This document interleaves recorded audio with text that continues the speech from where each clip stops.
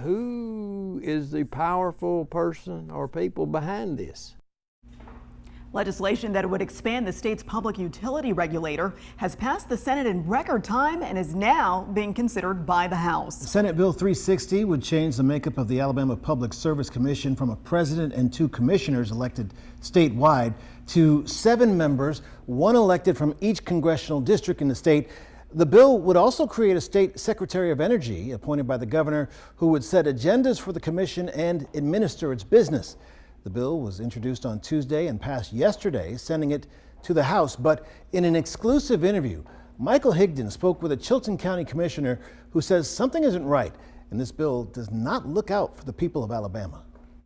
I have not found a single person, that's 0, in favor of this bill. Alan Williams is the commissioner of Chilton County, and he's raising the alarm that while the ideas of Senate Bill 360 are on the right track, it still puts too much power at the top.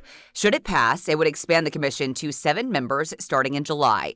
The governor will appoint those members from a list of 3 names for each position submitted by the lieutenant governor, House Speaker, and President pro tem of the Senate. And starting next January, a new Secretary of Energy for the state would have to be appointed by the governor. The governor's going to appoint the czar. Where's the people's wishes in this? You know, for one time, Montgomery needs to grow a backbone and stand up to whoever this powerful person or people are who is pushing this bill. Stand up and say, no, we're going to side with the people of Alabama. There are some stipulations in the bill for utility companies. It would freeze rate hikes on electric bills until 2029. The law would also prevent utilities from passing certain costs on to their customers.